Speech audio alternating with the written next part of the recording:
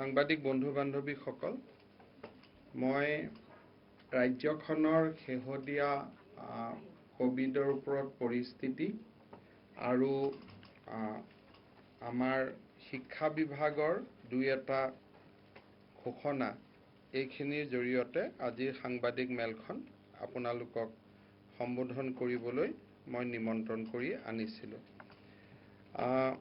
আপোনালোকে জানে যে ৰাজ্যখনৰ আৰু বিশ্বৰ শেহতীয়া কোভিডৰ যদি পৰিৱেশ আমি চাওঁ, ইতিমধ্যে সমগ্ৰ বিশ্বত 38,34,300 ব্যক্তিৰ শৰীৰলৈ কোভিড সংক্ৰমিত হৈছিলে আৰু ইয়াৰে 13 লাখ ব্যক্তিয়ে ইতিমধ্যে সুস্থ হৈ ঘৰলৈ উভতি গৈছে আৰু সমগ্ৰ বিশ্বত ৰিকভাৰী পাৰ্চেণ্টেজ 34% বৃদ্ধি হৈছে। অৰ্থাৎ 34% is now percentage of recovery entire world. আৰু যিটো ডেথ পাৰ্চেণ্টেজ অৰ্থাৎ মৰ্টেলিটি বুলি আমি যি কওঁ, মৰ্টেলিটি 6.92 হৈছেগৈ। 2,65,244 গৰাকী ব্যক্তিয়ে কোভিডত ইতিমধ্যে মৃত্যুৰ মুখত পৰিছে।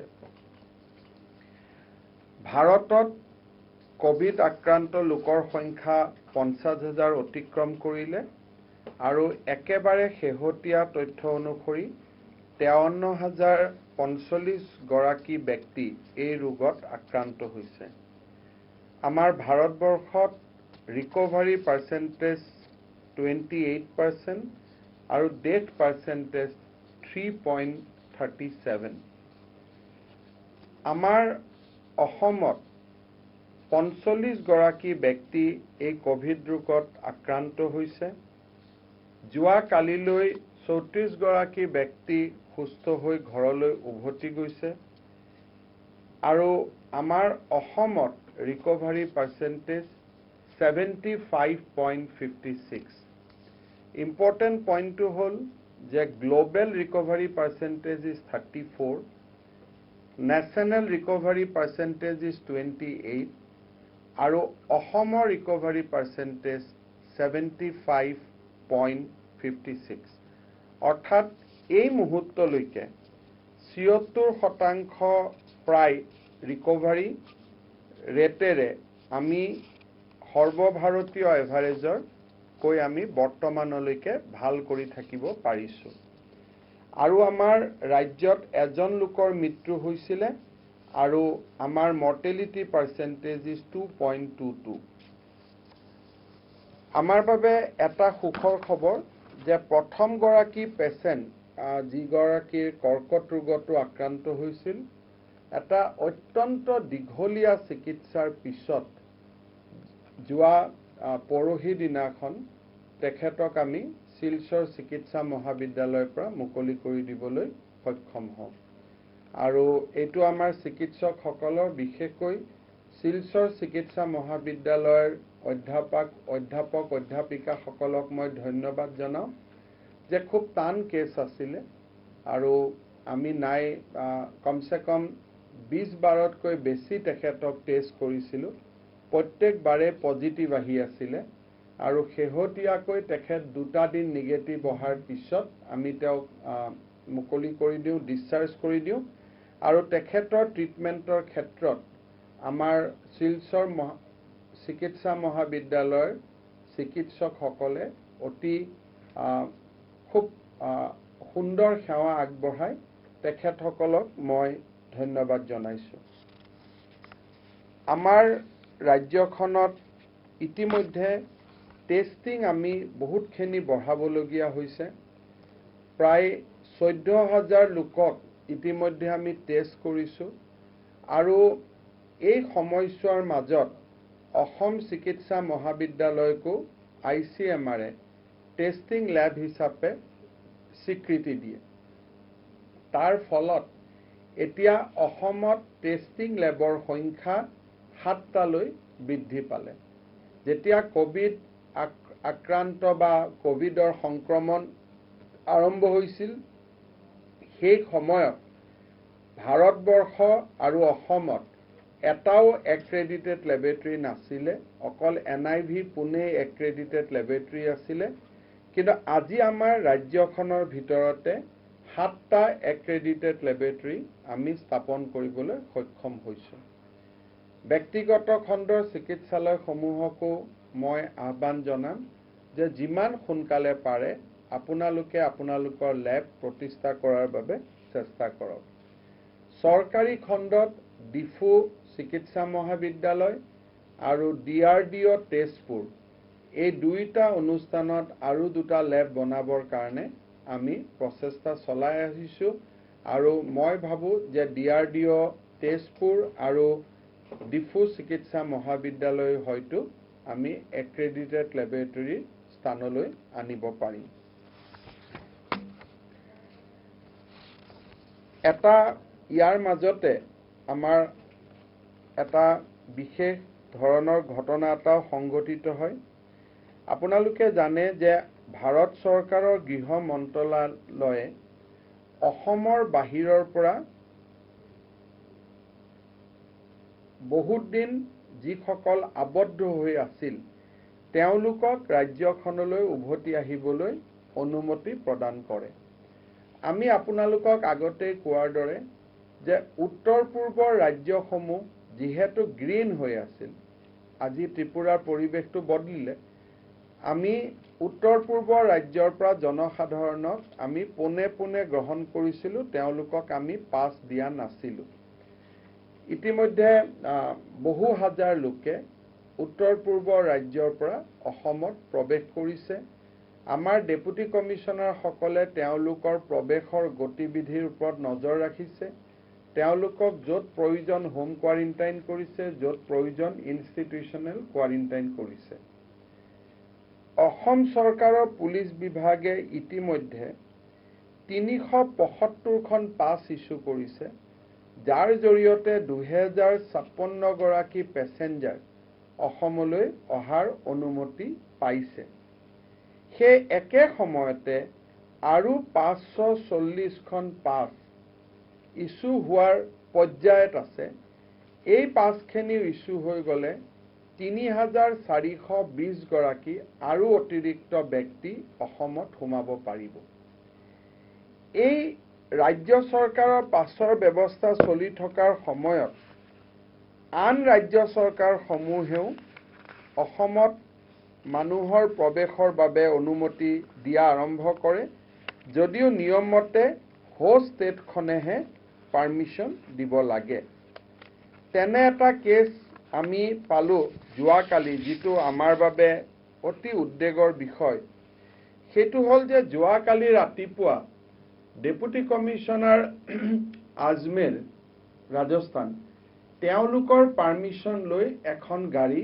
আমাৰ অসমত প্ৰৱেশ কৰে অসম চৰকাৰে যেতিয়া আমি পাছ দিও আমি এটো ঠিক কৰো যে বাছখনৰ যেটো ক্যাপাসিটি তাৰ আধা মানুহে যাতে আহিব পাৰে কিন্তু আজমিৰৰ জিলা প্ৰশাসনে বাছ এখনৰ অনুমতি দিয়ে যত 35 গৰাকী এডাল্ট ব্যক্তিক আহিব অনুমতি দিয়ে আৰু 8 গৰাকী শিশু তাৰ মানে সৰ্বমুঠ 42 পেছেঞ্জাৰক এখন বাছত আহিবলৈ অনুমতি প্ৰদান কৰে ৰাতিপুৱা বাছখন শিলচৰত আহি উপস্থিত হয় শিলচৰত বাছখন টেষ্ট কৰাৰ পিছত আমি প্ৰথম দৃষ্টিত একো দেখা নাপাই সকলোকে হোম কোৱাৰেণ্টাইনৰ কাৰণে আমি পঠিয়াই দিওঁ কিন্তু আমাৰ চিকিৎসকসকলে সন্দেহবশতঃ এগৰাকী ব্যক্তিৰ স্যাম্পল কালেক্ট কৰে আৰু গধূলিলৈ সেই ব্যক্তিগৰাকী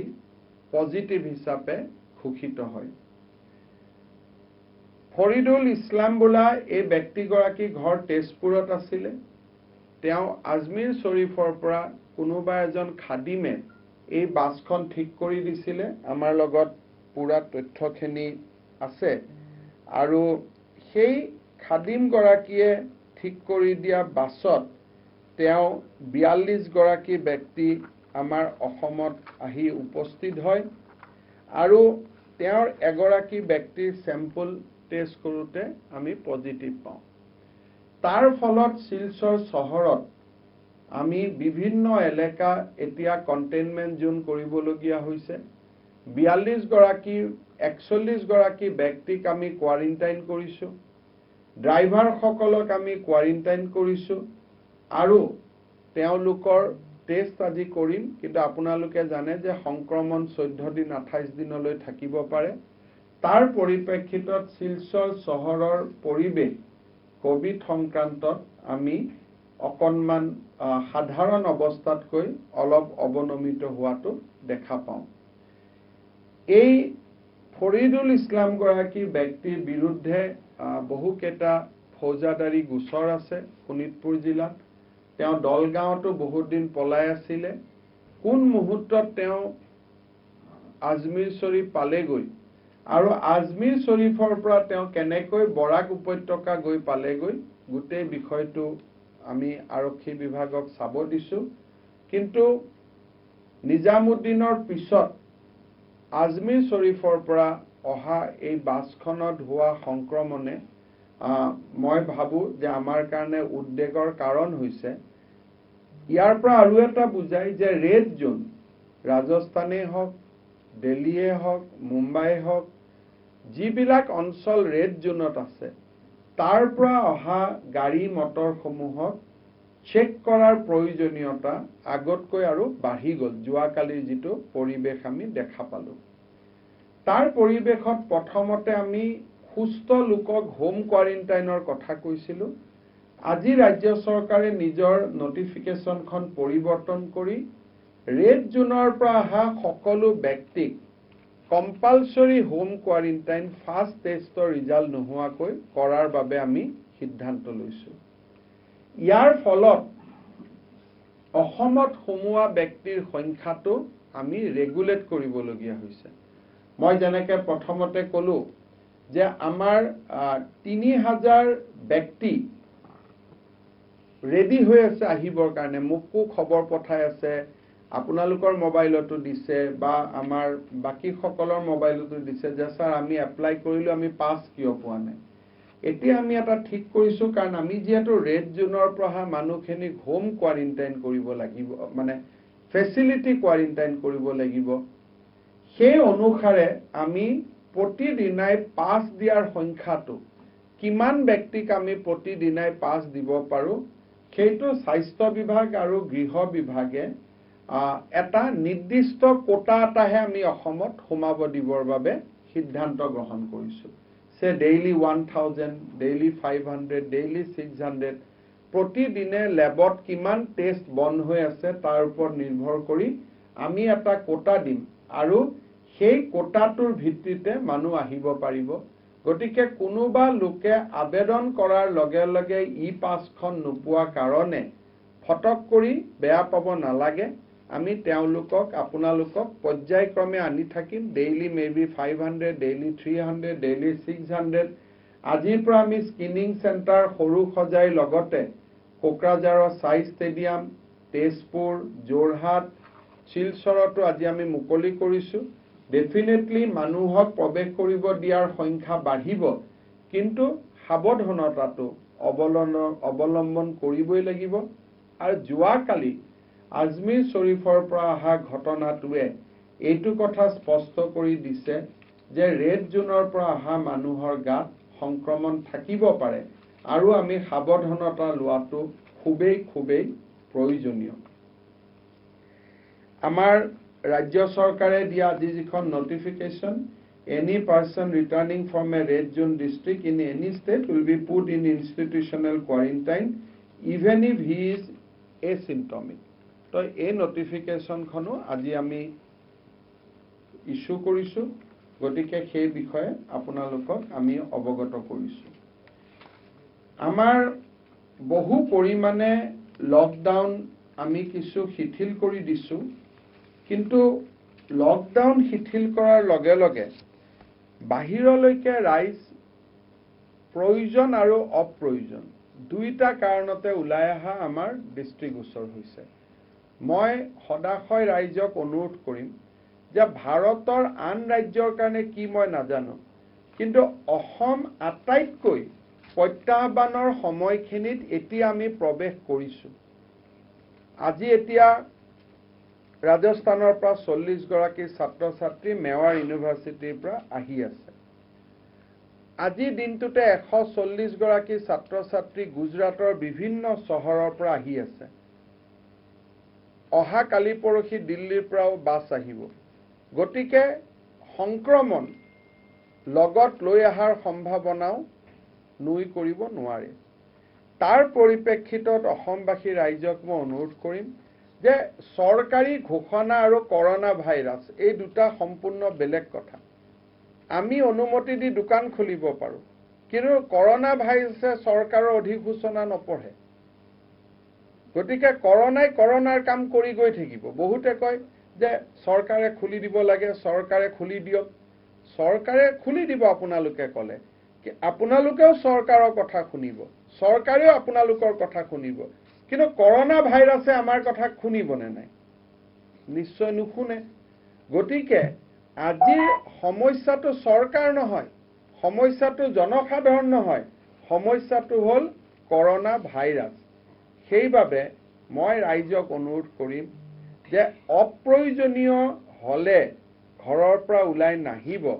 বিশেষকৈ বয়োজ্যেষ্ঠসকল যাতে কোনো কাৰণতে ঘৰৰ পৰা ওলাই নাহে, তাৰ বাবে মই আকৌ এবাৰ বিনম্ৰতাৰে সৈতে অনুৰোধ কৰিলোঁ। অহাকালি ৰাজ্য চৰকাৰে এখন অধিসূচনা ঘোষণা কৰিব। তাৰ অনুসৰি মাস্ক ব্যৱহাৰ নকৰিলে বা মাস্ক যদি ওলমাই ৰাখে ৰাস্তাত খোজ কাঢ়োতে, তেতিয়াহ'লে আৰক্ষীয়ে 500 টকাৰ জৰিমনা কৰিব পাৰিব। কিন্তু মাস্ক বুলি কওঁতে এনেকুৱা এখন কিনা মাস্ক থাকিব লাগিব এনেকুৱা নহয়। ঘৰত থকা গামোচাখন দিও যদি মুখখন আবদ্ধ কৰি ৰাখে, আমি তাকেই মাস্ক বুলি মানিম। এইটো নহয় যে এখন মাস্ক কিনিব লাগিব 20 টকা খৰচ কৰি, 10 টকা 30 টকা খৰচ কৰি, এইটো নহয়। সমাজৰ বাহিৰত ওলাই আহোঁতে গামোচাখন দি হ'লেও নাক মুখ ঢাকি ৰখাটো প্ৰয়োজনীয়। আৰু নাক মুখ যদি ঢাকি নাৰাখে, তেতিয়াহ'লে আৰক্ষীয়ে তেওঁক 500 টকাৰ জৰিমনা কৰিব। আৰু আমাৰ পেণ্ডেমিক এক্টৰ অধীনত এপিডেমিক ডিজিজ এক্ট 1897 ছেকশ্যন 3 অধীনত এই অধিসূচনাখন জাৰি কৰা হ'ব।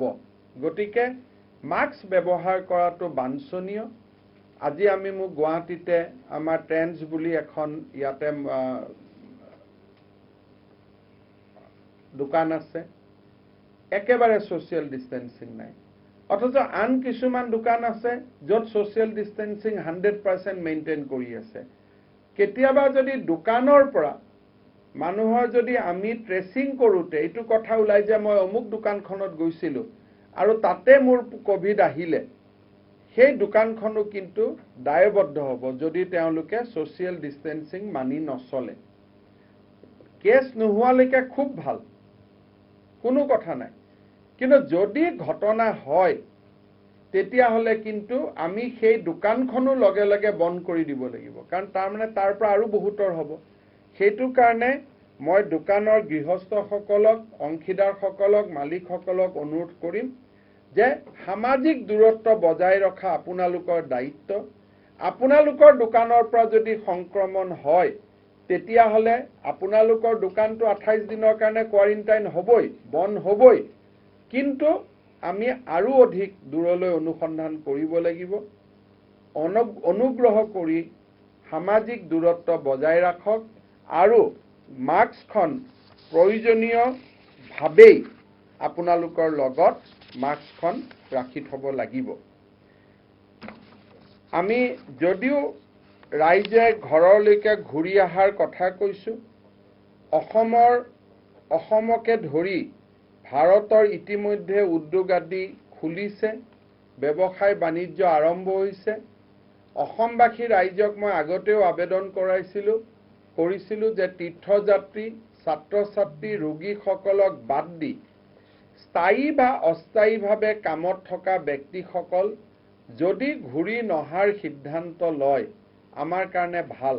কাৰণ আমি ইমান লোকক অসমৰ দৰে ৰাজ্য এখনত ইমান লোকক একেলগে কোৱাৰেণ্টাইন কৰাটো সম্ভৱ নহয় ৰাজ্য চৰকাৰৰ সেয়া সামৰ্থ্যৰ বাহিৰত হ'ব সেইবাবে মই ৰাইজক ঘৰলৈ ঘূৰি অহাৰ সিদ্ধান্ত লোৱাৰ আগতে কেবাবাৰো ভাবি সিদ্ধান্ত ল'বলৈ অনুৰোধ কৰিম আমি অসম কেয়াৰ প্ৰগ্ৰেমৰ জৰিয়তে এই ঘৰলৈ ঘূৰি নাহিবলৈ লোৱা যিসকলে সিদ্ধান্ত লৈছিলে তেওঁলোকক আমি 2000 টকাকৈ মাহত দিয়াৰ যি ব্যৱস্থা কৰিছিলো সেই সংখ্যা এতিয়া 2,97,770 অৰ্থাৎ প্ৰায় 3 লাখ ব্যক্তি 2,97,770 যদিও 97 বুলি কৈছো কাৰ্যত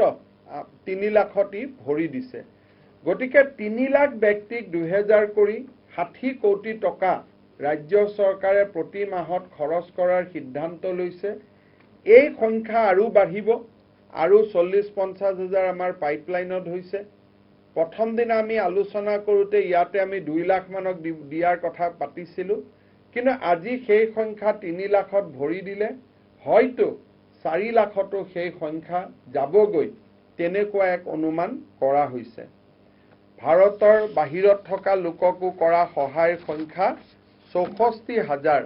64 জনলৈ এতিয়া বৃদ্ধি পাইছে আপোনালোকৰ মনত আছে প্ৰথম আমি 32 জনেদি আৰম্ভ কৰিছিলো আজি 64 হ'লগৈ ৰাইজৰ সহায়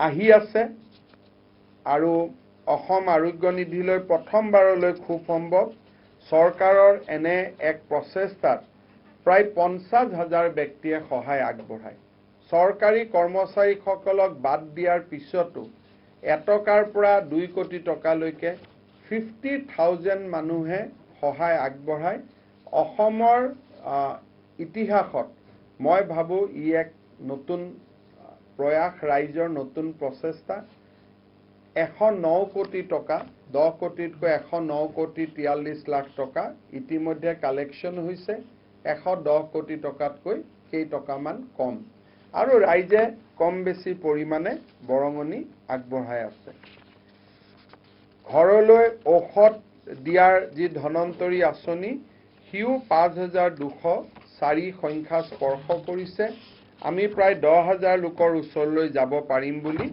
আমাৰ স্বাস্থ্য বিভাগৰ বিষয়া কৰ্মচাৰীসকলে প্ৰচেষ্টা চলাই আছে অসম চৰকাৰৰ স্বাস্থ্য বিভাগে আজিৰ পৰা এটা নতুন আঁচনি লৈছে সেইটো হ'ল যে আপোনালোকে জানে যে কোভিডৰ লক্ষণ আৰু জ্বৰ কাহৰ লক্ষণ একেই অৰ্থাৎ ILI ইনফ্লুয়েঞ্জা লাইক ইলনেছ বুলি আমি কওঁ আজিৰ পৰা জিলা প্ৰশাসনৰ উদ্যোগত প্ৰতিখন গাঁৱলৈ আমাৰ ডক্টৰ নাৰ্ছ আৰু ল্যাবৰেটৰী টেকনিচিয়ান সকল যোৱা আৰম্ভ কৰিছে যি গাঁৱতে আমি ILI কেছ পাওঁ তাৰ পৰা আমি স্যাম্পল লম আৰু আমি নিজে গাঁৱত যাম অৰ্থাৎ অহা এমাহৰ ভিতৰত অসমৰ 25,000 গাঁৱলৈ আমাৰ স্বাস্থ্য বিভাগৰ বিষয়া কৰ্মচাৰীসকল যাব ডক্টৰসকল যাব আৰু খুব ক্লোজলি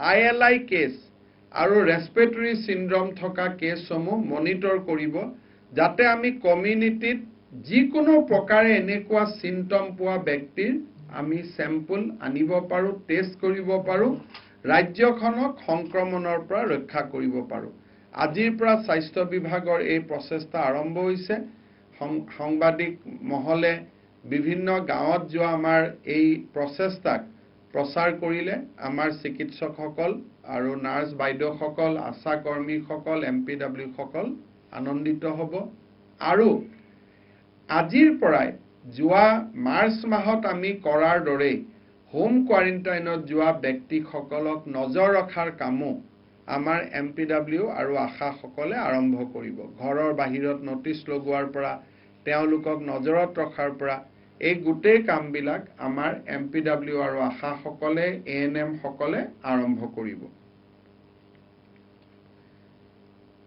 অহা কালিৰ পৰা আমাৰ ৰাজ্য চৰকাৰৰ বিষয়া কৰ্মচাৰীসকলে দৰমহা পোৱা আৰম্ভ কৰিব। 8 তাৰিখৰ পৰা আমাৰ ট্ৰেজাৰী খুলি দিয়া হৈছে।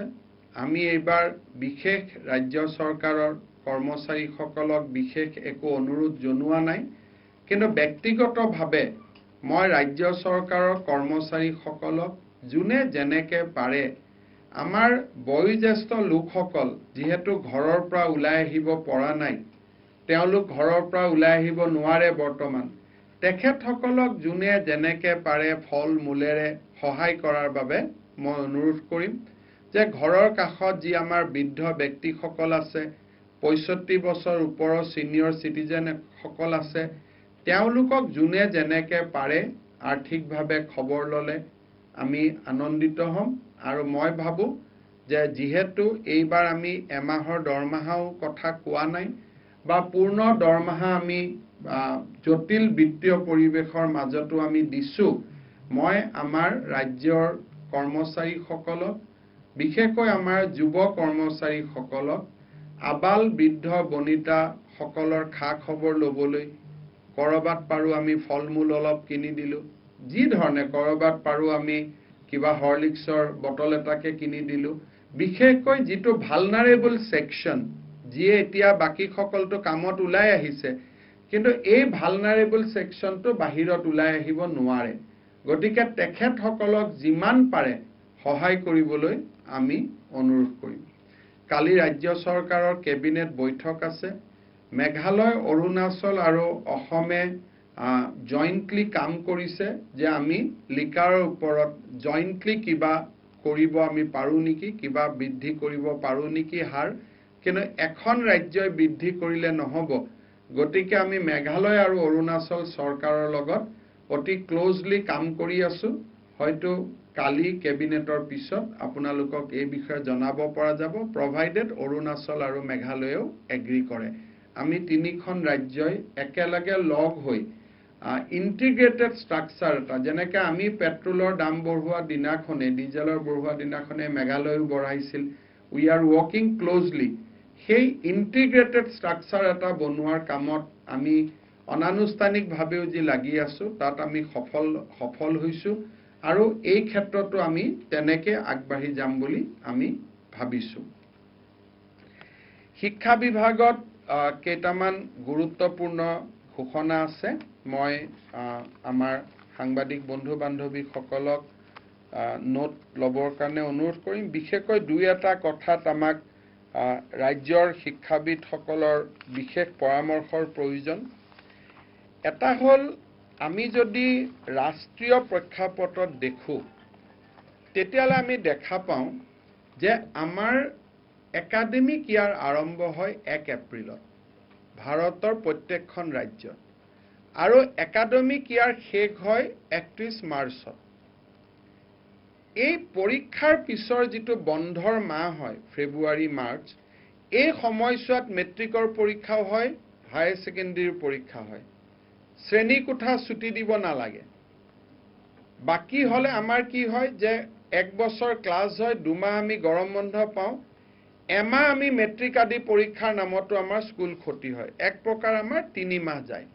কিন্তু বাকী ৰাজ্য চৰকাৰে 1 এপ্ৰিলৰ পৰা 31 মাৰ্চলৈ শিক্ষাবৰ্ষ পৰিচালনা কৰাৰ কাৰণে তেওঁলোকৰ loss of academic classes or academic activity বহুত কম হয়।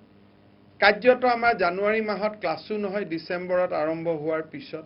সেইকাৰণে আমি এই বছৰ আমি যদি শিক্ষাবৰ্ষটো 31 মাৰ্চত শেষ কৰিব পাৰো ডিচেম্বৰৰ পৰিৱৰ্তে, তেতিয়াহ'লে আমাৰ এই লছখিনি কাভাৰ হৈ যায়।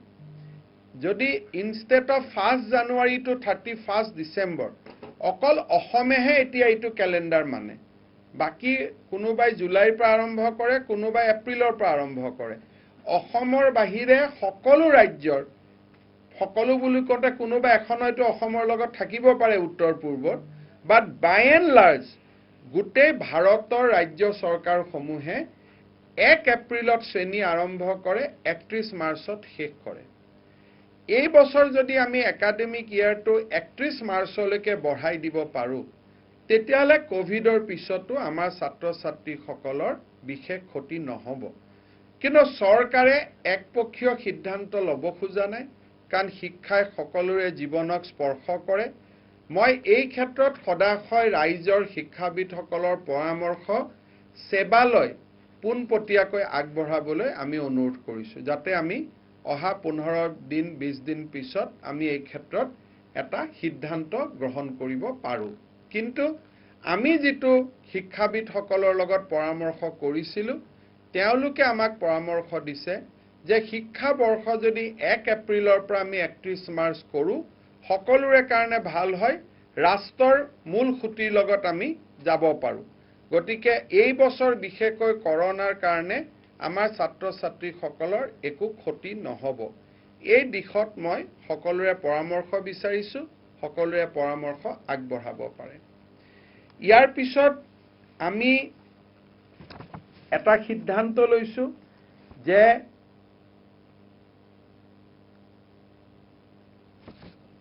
এই সময়ত আমাৰ যিটো গৰম বন্ধৰ কথা আমাৰ চলে, আমি 1 মে'ৰ পৰা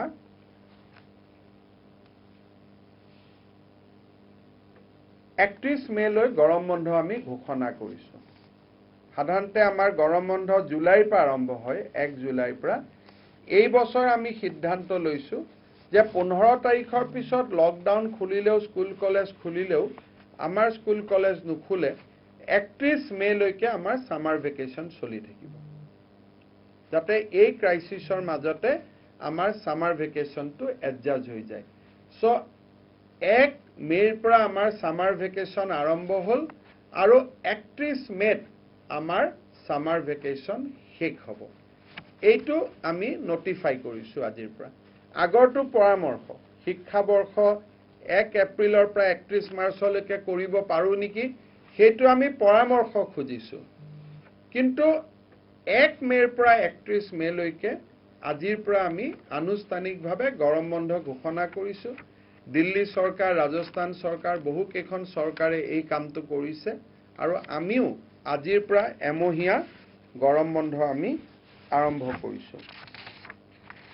আমাক এটা দ্বিতীয়তে আৰু এটা ইম্পৰ্টেণ্ট কথা হ'ল যে এই বন্ধৰ সময়ছোৱাতে, বিশেষকৈ জুন মাহৰ মাজভাগত সেৱা আৰু কাউন্সিলে নিজৰ নিজৰ পৰীক্ষাৰ ফলাফল ঘোষণা কৰিব। এইবাৰ পৰীক্ষাৰ মাৰ্কশ্বিট আমি এতিয়াই নিদিওঁ, কাৰণ আমি বিচৰা নাই যে ল'ৰা ছোৱালীবোৰ স্কুলত মাৰ্কশ্বিট ল'বৰ কাৰণে আহক। যিটো আমি ডিজিটেল মাৰ্কশ্বিট আমি পঠাই দিম, আৰু যিটো ডিজিটেল মাৰ্কশ্বিট ষ্টুডেণ্টে পাব, সেই ডিজিটেল মাৰ্কশ্বিটৰ ওপৰতে কলেজত এডমিশ্যন হ'ব। গতিকে আগত যি আমি এখন স্কুলত আহে মাৰ্কশ্বিট এখন বিতৰণ কৰোঁ, এই বছৰ আমাক মাৰ্কশ্বিট নালাগে, আমি সেৱাই আগবঢ়োৱা ডিজিটেল মাৰ্কশ্বিটটোৰ ওপৰতে আমি এডমিশ্যন ল'ব পাৰিম। পৰৱৰ্তী পৰ্যায়ত কলেজ খুলিলে প্ৰিন্সিপালসকলে পিছত মাৰ্কশ্বিট আহিলে ভেৰিফাই কৰি ল'ব। কিন্তু মোৰ অৰ লেছ যিহেতু কোনোবাই ডিজিটেল মাৰ্কশ্বিটখন দিলেও সেৱা আৰু কাউন্সিলৰ ৱেবছাইটত মাৰ্কছবিলাক থাকিবই, গতিকে কোনোবাই ক্ৰছ চেক কৰিলে ক্ৰছ চেকো কৰি ল'ব পাৰিব। গতিকে এইবাৰ আমাৰ ডিজিটেল মাৰ্কশ্বিটৰ ওপৰতে সকলোৱে এডমিশ্যন আমাৰ ল'ব পাৰিব। কলেজৰ এডমিশ্যনবিলাকো আমি নিয়ম মাফিক কৰিম। কলেজৰ এডমিশ্যনবিলাক অনলাইনত হ'ব এইবাৰ। আৰু এডমিশ্যন যিহেতু কাৰ্যতক বিনামূলীয়া হয়, গতিকে টকা পইচা দিয়াৰো কথা নাই, বৰঞ্চ অনলাইনৰ ফৰ্মখনতে এইবাৰ আমি তেওঁলোকৰ IFS কোড, বেংক নাম্বাৰ এইবিলাক আমি লৈ ল'ম, যাতে ভৱিষ্যতে তেওঁলোকক আমি কৰোনা বুলি যিখিনি আৰু সহায় কৰাৰ মন বান্ধি লৈছোঁ ছাত্ৰ সমাজক, সেইখিনি যাতে আমি বেংকৰ ডিৰেক্ট ট্ৰেন্সফাৰৰ জৰিয়তে আমি কৰিব পাৰোঁ। গতিকে অনলাইন এডমিশ্যন হ'ব, অনলাইন ফৰ্মতে তেওঁলোকৰ মাৰ্কশ্বিটো ডিজিটেল মাৰ্কশ্বিটত হৈ যাব, আৰু অনলাইন ফৰ্মতে আমি তেওঁলোকৰ বেংক একাউণ্ট, IFC কোড আদি লৈ ল'ম, যাতে তেওঁলোকৰ পৰৱৰ্তী দিনত আমি DBT আদি কৰিবলগীয়া থাকিলে তেওঁলোকে যাতে সুবিধা পাব পাৰে।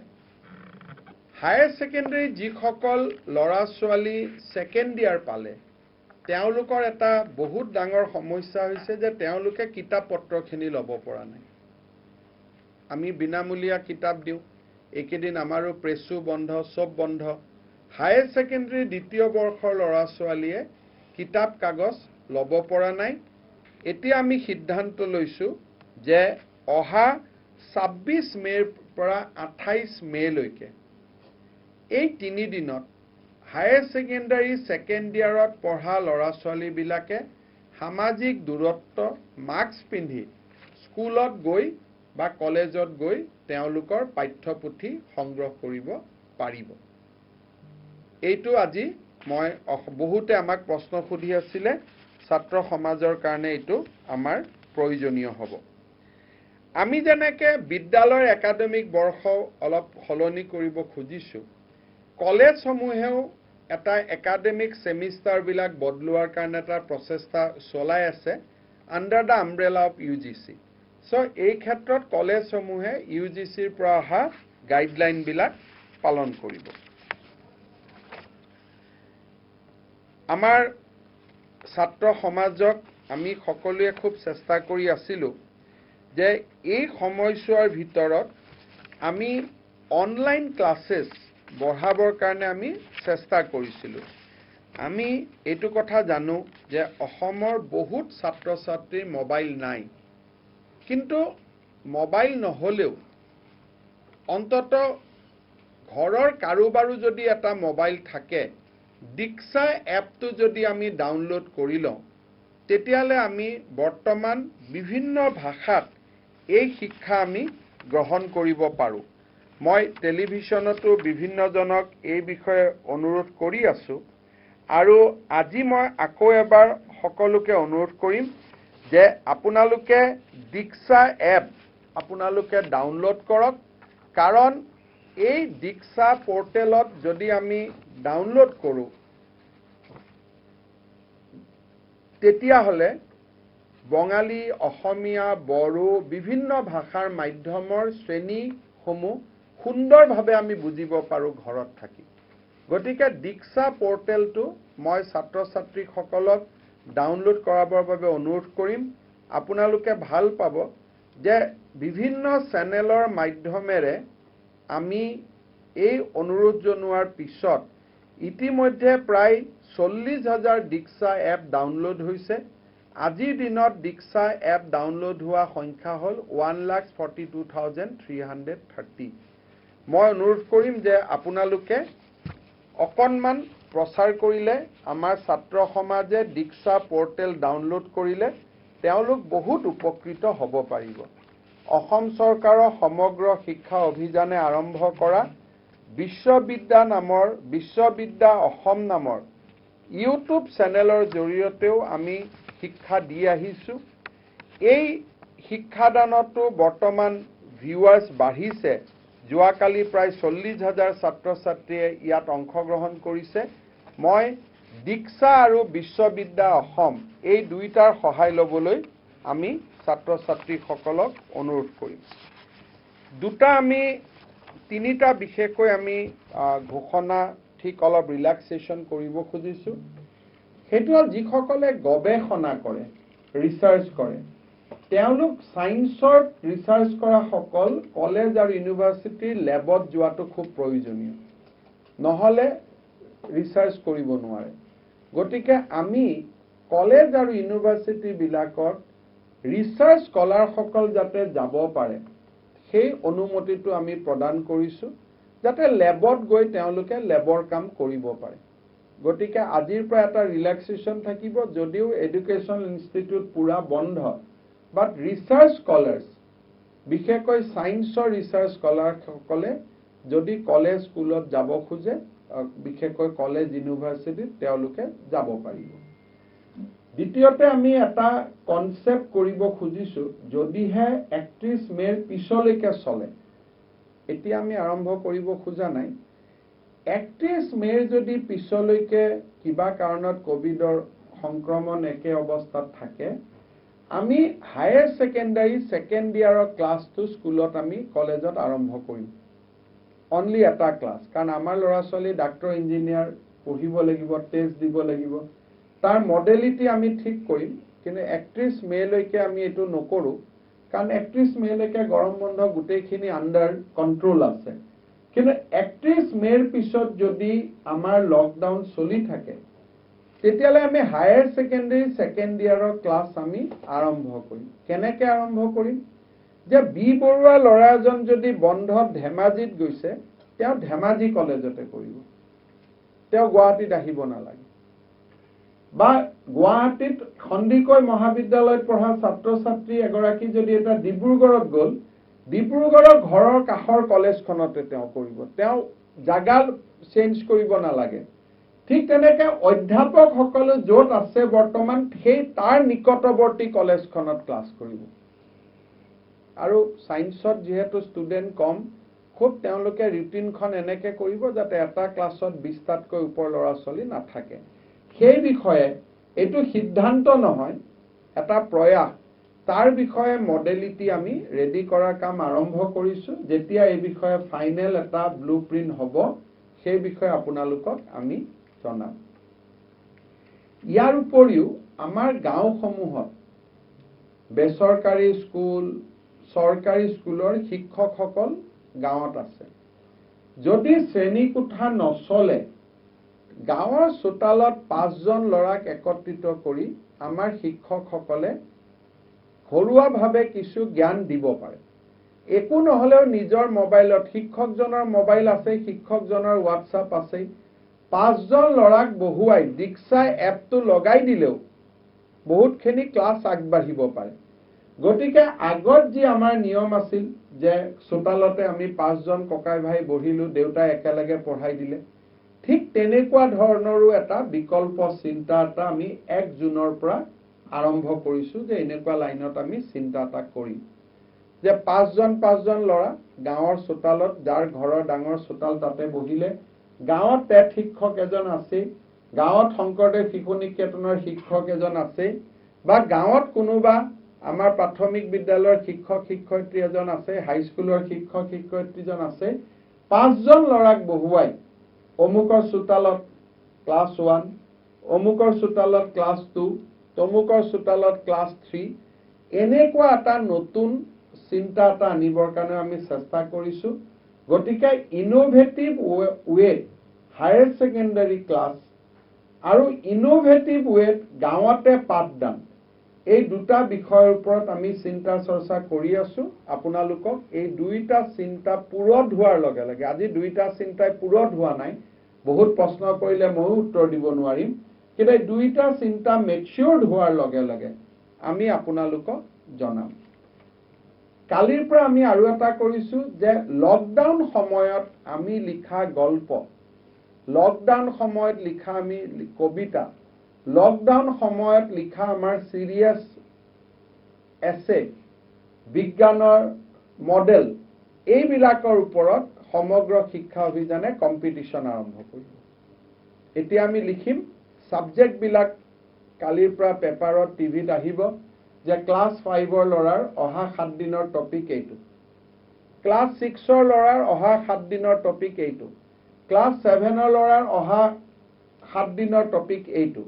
ধৰি ল'লোঁ যে প্ৰথম আমি এটা টপিক দিলোঁ ক্লাছ 5ক, যে মহাত্মা গান্ধীৰ স্বাধীনতা আন্দোলনলৈ অৱদান, এটা টপিক। ক্লাছ 6ক আমি দিলোঁ যে ভাৰতবৰ্ষৰ সংবিধানৰ মৌলিক অধিকাৰ, 7ক আমি দিলোঁ যে directive principle of state policy. এই ধৰণে সৰু ডাঙৰ টপিক আমি দিম, তেওঁলোকে লিখিব, ৰাখি থৈ দিব। লকডাউনৰ পিছত বা মাজত আমাৰ শিক্ষকে এইবিলাক সংগ্ৰহ কৰি আমাক দিব, আমি খুব ধুনীয়া পুৰস্কাৰ দিম, আৰু প্ৰায় 10,000 ছাত্ৰ ছাত্ৰীক আমি পুৰস্কাৰ দিম। There will be 10,000 prizes. আৰু টপিকবিলাক অহা পৰহিৰ পৰা পোৱা আৰম্ভ হ'ব, টিভিৰ স্ক্ৰলতে হওক, বাতৰি কাকতত হওক, বিজ্ঞাপন দিম, আৰু 10,000 আমি প্ৰাইজেছ দিম। টপিক একোটা থাকিব, তেওঁলোকে যাতে কিতাপ আছে, পুথি আছে, টপিকখিনি ডেভেলপ কৰি থাকক।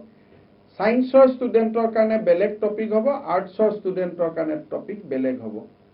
এই ধৰণে আমি মেট্ৰিক আৰু হায়াৰ ছেকেণ্ডাৰী বা হাইস্কুলৰ ল'ৰাখিনিক আমি অহা পৰহিৰ পৰা এংগেজ কৰি ৰাখিব খুজিছোঁ। সো এইটো এটা আমি কাম কৰিব খুজিছোঁ যে লকডাউনৰ পিৰিয়ডত আমি কাম দিব খুজিছোঁ আৰু তাৰ কাৰণে আমি খুব সুন্দৰ আৰু খুব এট্ৰেক্টিভ আমি 10,000 প্ৰাইজ দিম আৰু সকলোৱে ইয়াত অংশগ্ৰহণ কৰিব আৰু সকলো ছাত্ৰ ছাত্ৰীয়ে অংশগ্ৰহণ কৰাটো এক প্ৰকাৰ আমি বাধ্যতামূলক বুলি ক'ম। আমাৰ লকডাউনৰ পিছতে আমি হেডমাষ্টাৰ সকলৰ লগত আমি কথা পাতিম কোনে জমা দিলে কোনে জমা নিদিলে। এতিয়া কোনেও নহয়, আজিৰ সপ্তাহৰ কাম আমি কৰি সাইডত থৈ দিলোঁ, অহা সপ্তাহৰ কাম অহা সপ্তাহত কৰি থৈ দিলোঁ, একেলগে 4টা কাম আমি স্কুলত লকডাউন খোলাৰ পিছত জমা দিব। আমি ৰাজ্যিক ভিত্তিত এইবিলাক পৰীক্ষা কৰি 10,000 পুৰস্কাৰ আমি ছাত্ৰ ছাত্ৰীসকলক আমি আগবঢ়াবলৈ সিদ্ধান্ত গ্ৰহণ কৰিছোঁ। শিক্ষা বিভাগত আৰু এটা সৰু আমাৰ এনাউন্সমেন্ট আছে। ভাৰতৰ বিভিন্ন স্থানত আজি ছাত্ৰ ছাত্ৰীসকল আবদ্ধ হৈ আছে। যোৱাকালি পৰহি কৰ্ণাটকতো আমি এটা অতি শোকাবহ ঘটনাৰ লগত মুখামুখি হৈছোঁ আৰু উচ্চতৰ মাধ্যমিক বা বিশেষকৈ degree first year second year পঢ়া ল'ৰা ছোৱালীসকল দেউতাক মাকৰ ওচৰত ঘূৰি আহিবৰ কাৰণে ব্যাকুল হৈ আছে। কিন্তু ট্ৰেইন আৰু ফ্লাইট দুইটাই নাই, গতিকে বহুত ছাত্ৰ ছাত্ৰীয়ে বাছেদি অসমলৈ উভতি আহিছে। আমি সিদ্ধান্ত লৈছোঁ যে যিসকল ৱেষ্ট ইণ্ডিয়া আৰু সাউথ ইণ্ডিয়াৰ পৰা উভতি আহিব প্ৰত্যেকগৰাকী ছাত্ৰ ছাত্ৰীক আমি 5,000 টকাকৈ এটা সাবসিডি দিম। যেতিয়া বাছত আহিব বাছৰটো একেলগ কৰি আহিছে, তাৰ কাৰণে তেওঁলোকে এখন তেওঁলোক যে আহিছে সৰু এটা আমাৰ মই আপোনালোকক কাগজখন এৰি থৈ যাম, আমি এটা ইমেইল এটা দিছোঁ, সেই ইমেইলত খালি ৰেজিষ্টাৰ কৰি দিব যে মই এইটো গ্ৰুপত এনেকৈ আহিছোঁ। তেতিয়া ৱেষ্ট আৰু সাউথৰ পৰা আহিলে আমি 5,000 টকা, দিল্লীৰ পৰা আহিলে বা নৰ্থ জোনৰ পৰা আহিলে 3,000 টকা আৰু ইষ্ট জোনৰ পৰা আহিলে আমি 2,000 টকা সহায় আগবঢ়াম। 50 জন ষ্টুডেণ্ট যদি দিল্লীৰ পৰা আহিব খোজে একেলগে দুখন গাড়ীত, আমাৰ পৰা 1.5 লাখ মানে 1,20,000 টকা পালে, নিজৰো অলপ দিলে, একেলগে গুচি আহিলে। গতিকে এই যিটো এন্ট্ৰি বা ৰেজিষ্ট্ৰেশ্যন কৰিব লাগে, এইটো 1800-345-3525 1800-345-3525 আৰু টুইটাৰ একাউণ্ট এটা #Assam Student Help Desk, এইটো আমাৰ একাউণ্ট। ইয়াতে খালি তেওঁলোকে জনালে হ'ল যে আমি 10 জনৰ গ্ৰুপ আহিছোঁ, 20 জনৰ গ্ৰুপ আহিছোঁ আৰু তেওঁলোকক আমি তেওঁলোকৰ ফোন নম্বৰ দিব, আমি তেওঁলোকক নিজে ৰিচ আউট কৰিম, আমি ফোনত তেওঁলোকক কথা পাতি তেওঁলোকৰ লগত আমি আমাৰ যিহেতু বহুত ভলেণ্টিয়াৰে বৰ্তমান কাম কৰি আছে, আমি তেওঁলোকক ৰিচ আউট কৰিম। হয়তো আজিয়ে নাপাব পাৰে, 7 দিন 10 দিন পিছত হ'লেও তেওঁলোকক আমি ৰিচ আউট কৰি এই স্কলাৰশ্বিপটো আমি দিম। সময় লাগিব পাৰে, কাৰণ এইখিনি সময়ত মানুহ কোনবা সৰু সজাইত যাব, কোনবাই তেজপুৰত যাব, কোনবাই যোৰহাটত যাব, বিচাৰি পোৱা দিগদাৰ হ'ব। কিন্তু এটলিষ্ট এই ইমেইলত বা টুইটাৰ একাউণ্টত বা টোল ফ্ৰী নম্বৰত ৰেজিষ্টাৰ কৰি দিলে তেওঁলোকে ঘৰত বহি বহি পৰৱৰ্তী সময়ত পুঁজিটো পাব। আজি কাৰোবাৰ পৰা যোগাৰ কৰি আহিলেও অন্ততঃ সেইখিনি বিত্তীয় এটা তেওঁলোকৰ সিকিউৰিটি এটা থাকিব। আৰু এই বিষয়ে এই নম্বৰ কেইটাত ফোন কৰিলে আৰু বেছি খবৰ পাব। আপোনালোকক এইটো আমি আপোনালোকৰ গ্ৰুপত দি দিম, আপোনালোকে এইটো ভাল কৰি প্ৰচাৰ কৰিব পাৰিব। গতিকে মোৰ ফালৰ পৰা এইখিনিয়ে ক'বলগীয়া আছিল। আপোনালোকৰ যদি কিবা প্ৰশ্ন আছে আপোনালোকে সুধিব পাৰে।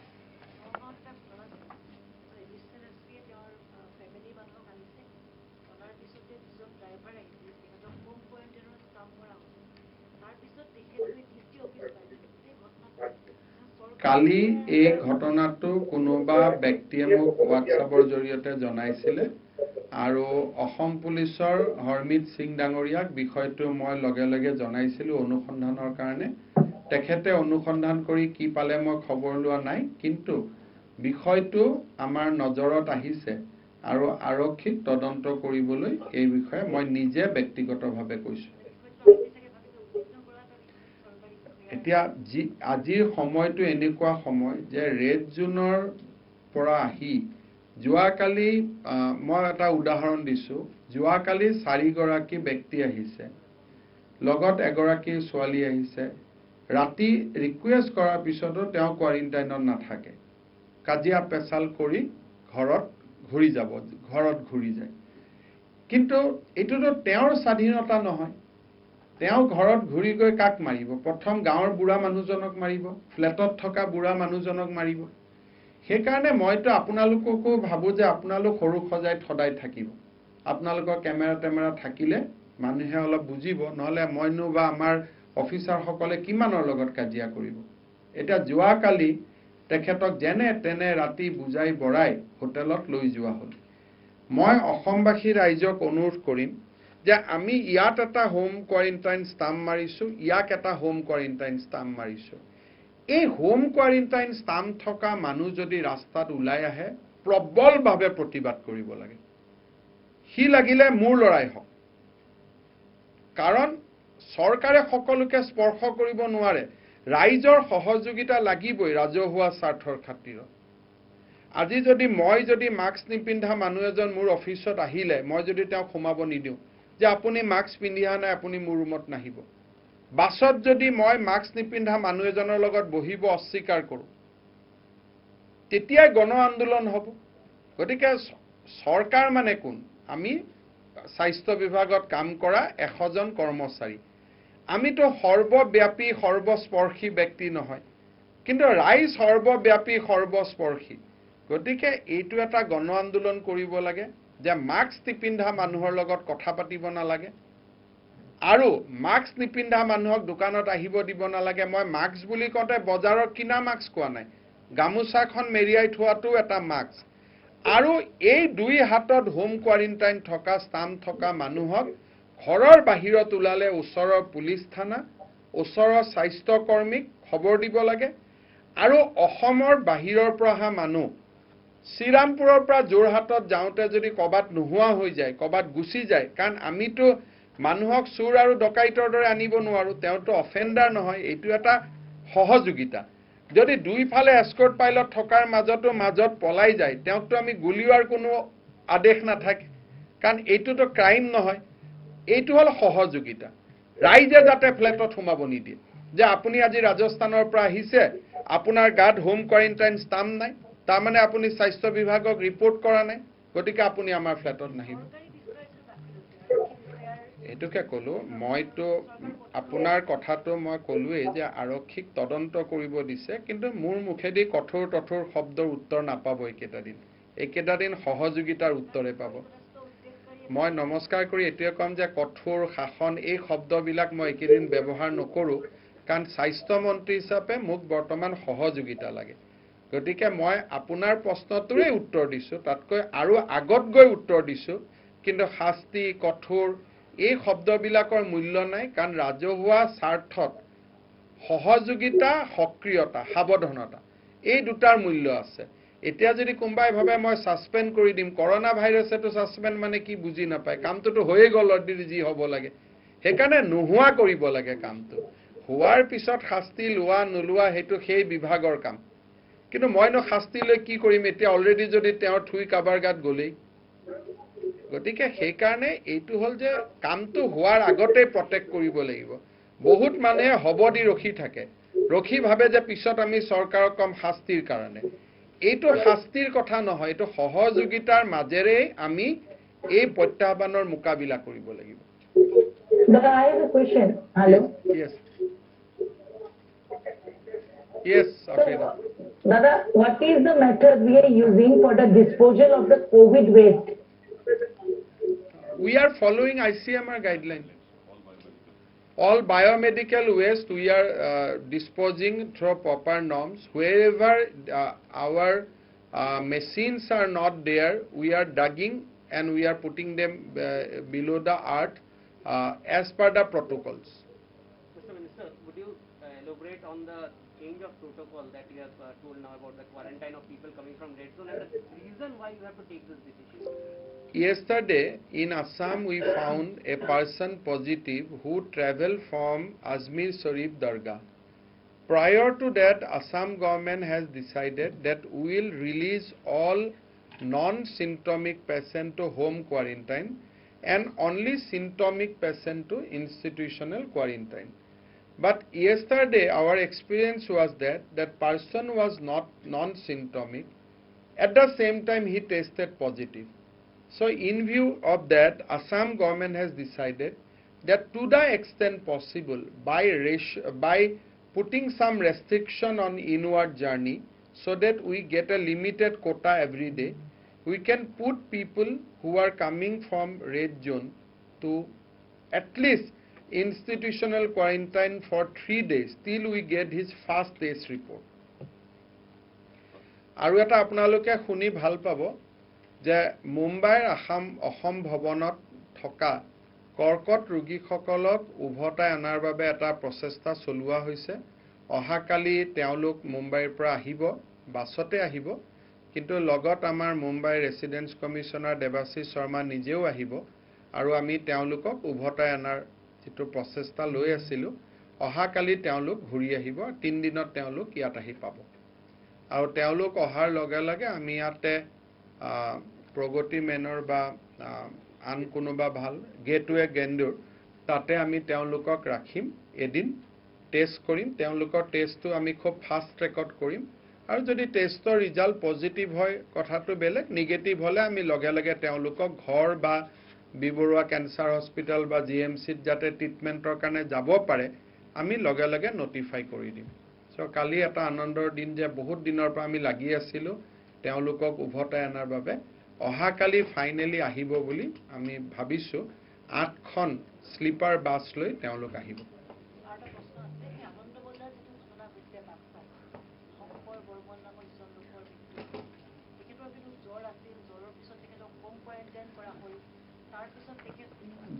আমি সব মই নাজানিম বিশেষ ডিটেইলছ কৰি, কিন্তু যেনেকৈ আজি লখিমপুৰত এজন পেশেন্ট সেম সিন্ড্ৰম লৈ ঢুকাইছে, আমি লগে লগে তেওঁৰ স্যাম্পল লৈ লৈছো। আজি ৰাতিৰ ভিতৰত ৰিজাল্ট পাম, তেতিয়ালৈকে আমি মৰ্টেল ডিসপোজ কৰিব দিয়া নাই। মই ভাবো যে বাছখাটো তেওঁলোকে ডেফিনেটলি কিবা কৰিছে, মই নাজানো, মই সুধিব লাগিব, মই নাজানো, মই বাছখাৰ কথা সুধিব লাগিব, মোৰ লখিমপুৰটো মোৰ নজৰত আছে। Because yes, your voice is not audible because the unified liquor tax which you are talking about will be specifically for COVID or it will be a sin tax? Basically, as of now, we are fighting with COVID. So I think whether notification will mention that, I don't know, because every state has their own procedure. Meghalaya has to issue an ordinance. For us, notification is enough. So let us fine-tune the word by tomorrow. But we are working very closely. Arunachal, Assam, Nagaland and Meghalaya, we are working closely so that whether it is a VAT on petrol diesel or whether it is a extra cess on liquor, we are in same page. We do not compete each other. Mr. Minister, would you elaborate on the village level testing that you were talking about? Because ramping of testing is something that has been asked about, and there are also the media reports which suggested some surveys where Assam and the rest of northeastern states are seen to have lesser infrastructure as compared to other states. I don't know who does this survey with what motivation, because with 7 labs, so we are much better than many other frontline states. So I don't know who is authoring those study and what is their intention. Very difficult to. There's an Independent report also. I don't know who is those organization. They never talk to us. At least you talk to us before writing anything. They too don't talk also. They just on next day they put some report and you start asking question. I think you are in a better position to know more because you talk to us directly. So my question, precisely to answer your question, Assam has developed a innovative method that from today, one doctor 2 A&M, 1 MPW and 1 lab tech. This team will go to a particular village under a sub-center with medicine and testing kits of malaria JE, because we are not only fighting COVID, we are also fighting malaria and JE. So the team will go there, team will call all the people with respiratory syndromes, acute respiratory syndromes and ILI like infection, influenza like illness. So the team will sit down in a community place and they will call everybody. Whoever has those syndrome, ASA will make survey prior to their arrival. So we'll call those people, we'll treat them with our medicine, we'll test them for malaria then and there, we'll take their sample for JE, and if doctor feels that their sample should be taken also for COVID-19, we'll take the sample then and there for COVID-19. So the team will be accompanied by competent lab techs so that they can take swab immediately. So our testing number will be increasing every day because of our new endeavor to reach every village in next 25 days. So what will be the level of ramping up in the sense of numbers? The numbers will go up because you see our capacity per lab is 300. So 300 into 7 laboratory, today we can do 2,100 tests. And if we double the test, it is 4,000. So today we have already, from 2 tests, we have reached 14,000 tests by now. So our testing, according to us, it is fine because we are doing random tests also in the society. And our test result is conform, it is in conformity, we have not missed. Suppose in Dhubri, Bongaigaon, we are picking up random samples and we are testing. So hardly any other state is taking random sampling. They are going by only ICMR guideline. Take sample only those who have some symptoms. We are also taking samples from non-symptomatic people on random basis. So far I think we are okay. We are, I mean, just for your thing, people accuse us. But suddenly, that day we test, we all journalists just tested and we come out negative. So I don't think that we have missed the bus so far. Are you escalating the alert on the Bengal-Assam border? No, that is a cause of worry. During this my intervening period of my last press conference and today, we got a person who has tested positive with travel history from Coast Bihar. So Bengal situation, I don't want to comment on the internal situation on Bengal, but yes, going by the number of positive cases in Bengal, we should be alert by all means. We should always be careful. Sir, is there a problem with Borbita lab that there is a lag of some 500 odd tests? There was because we are getting big number of testing from Lower Assam. So if you see our COVID map, the most affected area by Assam COVID map is either of Barak Valley or in the Lower Assam. So Dibrugarh, Jorhat, both the lab in Dibrugarh, Jorhat and Tezpur are underperforming because we are getting less sample. Barpeta, 3 days back, total sample deposited there was almost 720 and they can do only 300 and every day huge sample used to come there.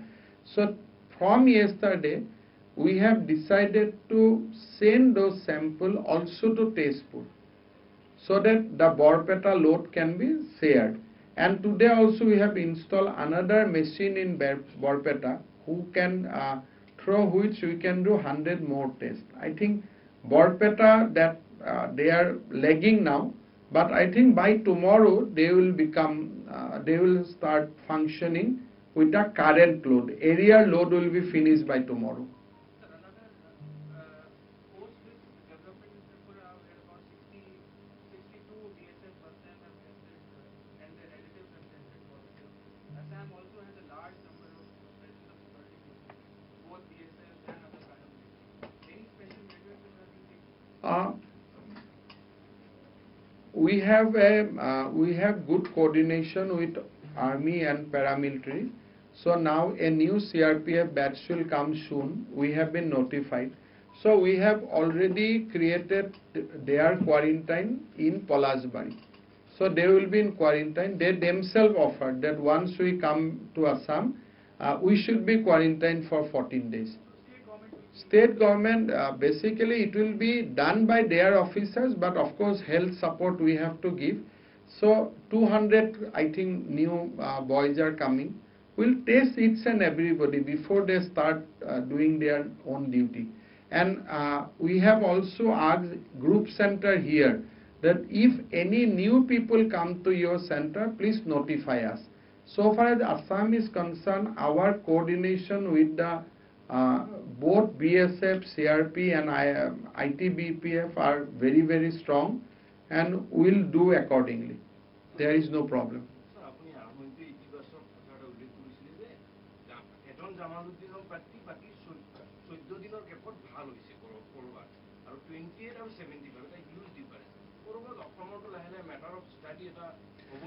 So, jetialeke vaccine aro medicine nulai, this is not a occasion to take credit. Ami kuno সফলতা etia dabi kora পৰ্যায়ত নাই, কাৰণ অসমে এটা ডাঙৰ প্ৰত্যাহ্বানৰ সন্মুখীন হ'ব এতিয়া যেতিয়া মানুহবিলাক অসমত আহিব। আৰু এই ফেজটো খুব ক্ৰিটিক্যাল হ'ব। যেতিয়া যোৱাবাৰ ল'ৰা ছোৱালীবিলাক আহিছিল তেতিয়া সেই ৰাজ্যত কোভিড নাছিল। এতিয়া যিসকল আহিব কোভিড হৈ আহিব। যেনেকে মই অসম ভৱন মুম্বাইৰ উদাহৰণে দিছো। আনি মানিম বুলি আনিব পৰা নাছিলো, টেষ্ট কৰিলো যে আহিব লাগে, 4 জন পজিটিভ ওলাই গ'ল। গতিকে অসমীয়া মানুহ অসমৰ ভিতৰত পজিটিভ নহলেও বাহিৰা জায়গাত পজিটিভ হৈ আছে। এতিয়া এই যে ক্যান্সাৰ পেশেন্ট সকল ইয়াত আহিব বা দিল্লীৰ পৰা ষ্টুডেন্ট আহিব, কালি আজমিৰৰ পৰা আহিলে পজিটিভ নহব বুলি কথা নাই। সকলো যে হেলথ ডিপাৰ্টমেন্টে চেক কৰিব পাৰিব তেনেকুৱাও কথা নাই। সেই কাৰণে মই ভাবো যে ৰিকভাৰী ৰেট লৈ আজি ক্ৰেডিট লোৱাৰ কথা নাই, কিন্তু ডেফিনেটলি যদি 70-80% ৰিকভাৰী ৰেটত আমি যুদ্ধখন শেষ কৰিব পাৰো, হেতুটো সকলোৰে কাৰণে গৌৰৱৰ বিষয় হ'ব। বাট এটো খুব সোনকালে হেনুকা ধৰণৰ কনক্লুজনত আহিব নালাগে। It will be too early. Mr. Minister, the movement of migrant laborers from down south has already started. How many trains have Assam government booked or any talks with center in terms of training? Our nodal officer, Mr. GP Singh, is in touch with Indian Railway. As and when they will provide us train, we will bring them. And we have also, yesterday I had a talk with also Meghalaya CM that if at all we have to bring passenger together, we will cooperate also. So all these activities going on, but somehow we are hoping that we might be allotted fast train somewhere around 10th. How many trains have you? We have initially requested one train from all the important states, from Delhi 1, Mumbai 1, Kerala 1, Bangalore 1, Chennai 1, Hyderabad 1. So we have requested one train from every important places. But as and when we will be allotted, we will inform you. So, ঠিক আছে? শিক্ষা বিভাগে ইতিমধ্যে ব্যক্তিগত স্কুলসমূহৰ মাচুল হ্ৰাস কৰিছে, কিন্তু কোচিং চেণ্টাৰসমূহত কিবা নিৰ্দেশনা? কোচিং চেণ্টাৰটো চলিবই নালাগে এইটো সময়ত, নচলা কোচিঙৰ পৰা কেনেকৈ ফিজ ল'ব? না, এইটোতো ল'ব নাপায়, এইবিলাক আমি চাই ল'ম বাৰু, কিন্তু কোচিং চেণ্টাৰ যিহেতু চলাই নাই আৰু অনলাইন ক্লাছ কৰিলো বুলি টকা পইচাটো লোৱাৰ কথাটো খুব ভাল নেদেখি, গতিকে মই ভাবো যে এইটো ক্ষেত্ৰত সকলোৱে সহযোগিতা কৰিব, but at the same time আমি আৰু এটা বস্তু চাব লাগে কি যে শিক্ষক কৰ্মচাৰীখিনিও যাতে দৰমহা পাই থাকে, যে দুইটাৰ মাজত বেলেন্স ভিউ এটা ল'ব লাগিব। হ'ব, ধন্যবাদ সকলোকে।